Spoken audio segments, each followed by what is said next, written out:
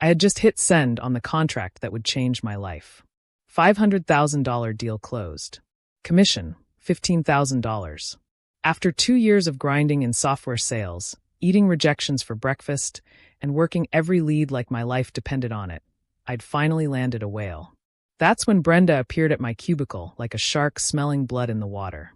"Congratulations on the Hartman Industries deal," she said, her smile not reaching her eyes. "We need to discuss the commission split." I spun around in my chair, confused. "Commission split? What are you talking about?" "Well, obviously we'll be splitting it 70 to 30. 70 for me, 30 for you. That seems fair given my mentorship. My name is Natalie, and I'm a 27-year-old sales representative at a B2B software company. When I started 2 years ago, Brenda was the top performer, the one everyone looked up to. She'd been there 8 years and had a reputation for being cutthroat but successful. In my first month, she'd shown me around, given me a few tips about the CRM system, and introduced me to some people at a networking event. I'd been grateful at the time, thinking I'd found a mentor.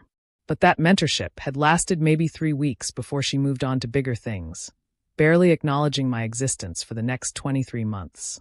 Until now. Until I'd closed a deal bigger than anything she'd managed this year. "Brenda," I said slowly, "you had nothing to do with the Hartman deal.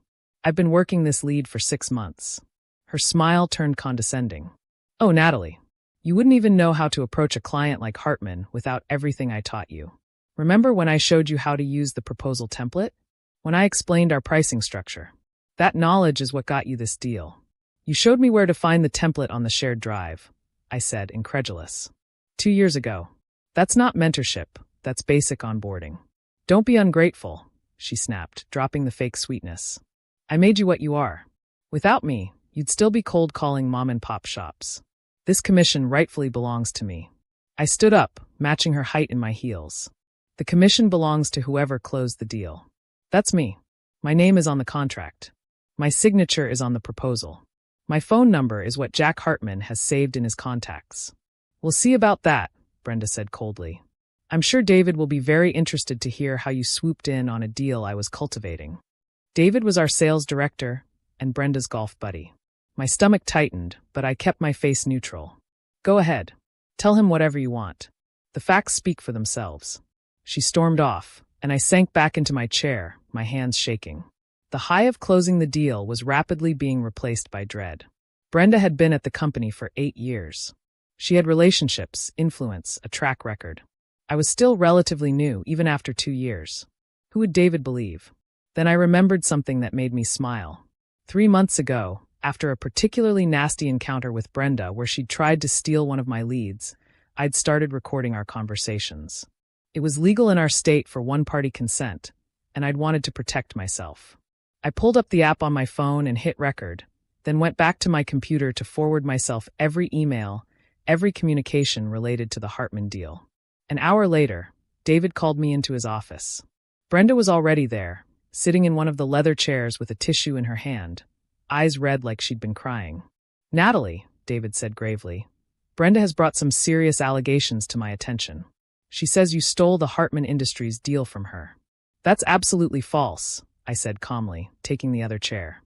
"She showed me emails where she was communicating with Jack Hartman months ago," David continued. "It seems clear she was working this deal." I pulled out my phone and opened my email. "Those emails are from over a year ago, when Hartman was looking at a different product. They passed on it. I can show you the rejection email if you'd like." Brenda's fake tears stopped. "That doesn't matter. I maintained the relationship." "Actually," I interrupted, "you told me, and I quote, 'Hartman is a waste of time, they'll never buy from us.' That was in January. In the break room. You want to know who else heard you say that? Monica and James were both there." David looked between us, frowning. "Brenda, is this true?" "She's twisting my words," Brenda said quickly. I was using reverse psychology, encouraging her to. "I have recordings," I said simply. The room went silent. David's eyes widened. Brenda's face went from red to white. "Recordings?" David asked. "After Brenda tried to steal my Pembroke Industries lead 3 months ago, I started protecting myself. I have recordings of her telling me Hartman was a waste of time. I have recordings from this morning where she demanded 70% of my commission for mentorship. I have every email, every call log, Every meeting note showing that I worked this deal alone. You recorded me without my consent. Brenda sputtered. One-party consent state, I said. Completely legal. Just like it's legal for me to keep the commission I earned. David held out his hand. I need to hear these recordings. I pulled up the app and played the conversation from that morning. Brenda's voice filled the room, clear as day, demanding my commission, claiming she made me what I am.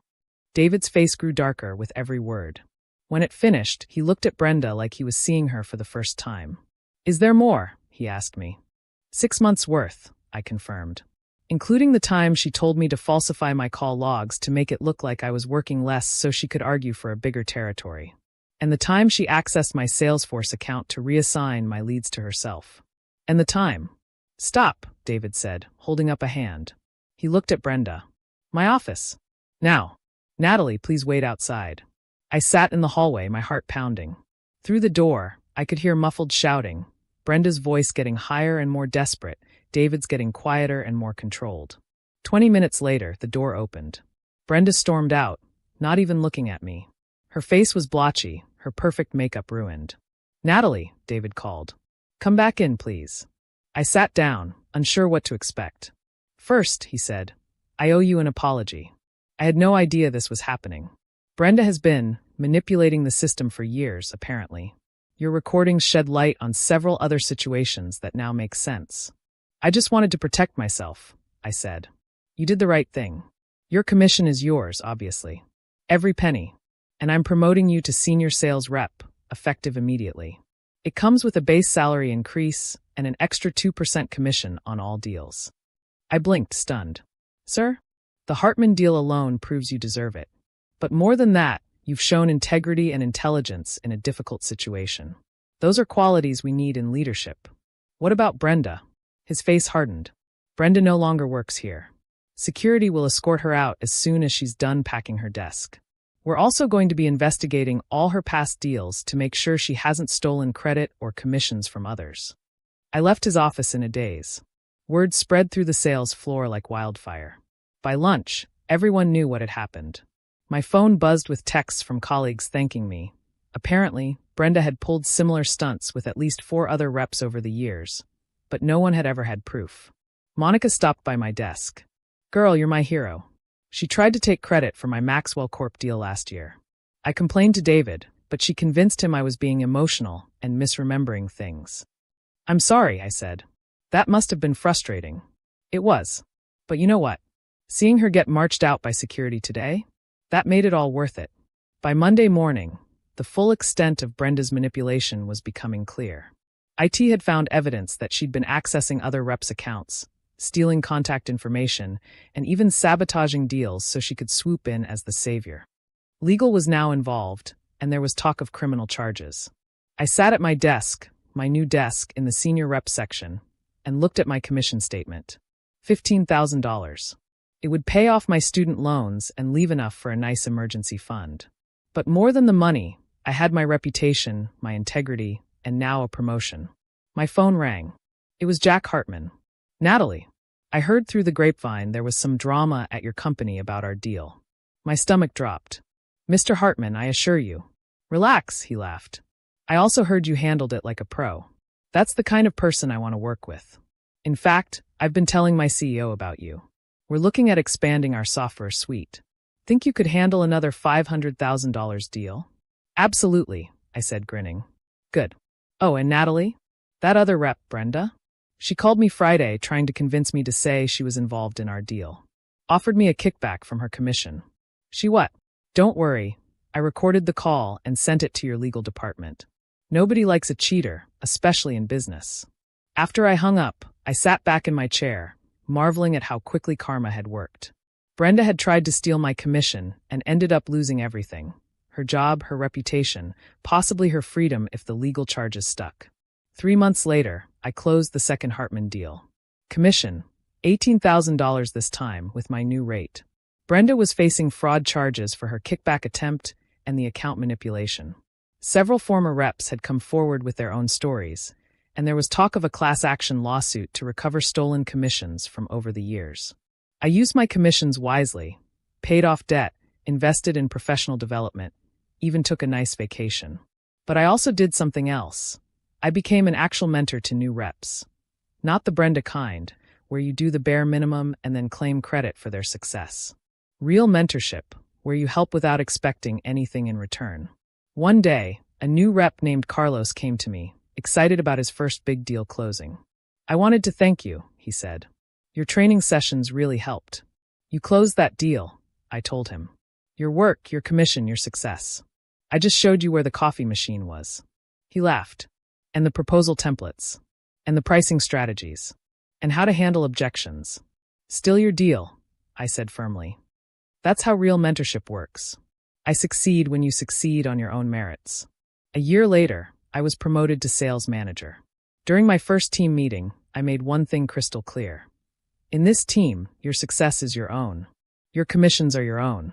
We support each other, but we don't steal from each other. Anyone who thinks differently can find another team. The sales floor had never been healthier.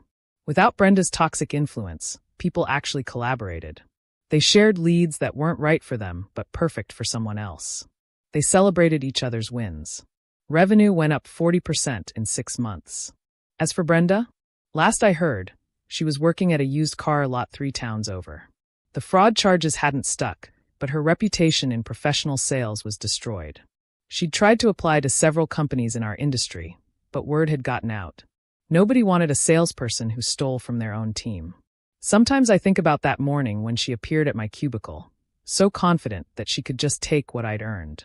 She'd probably done it dozens of times before, to people who didn't have recordings, who didn't stand up for themselves, who believed her when she said their success was thanks to her. But she picked the wrong target that day. And in trying to steal my $15,000 commission, she lost everything. The recording app is still on my phone, though I rarely need it now. It serves as a reminder that protecting yourself isn't paranoid. It's smart. Document everything. Save everything.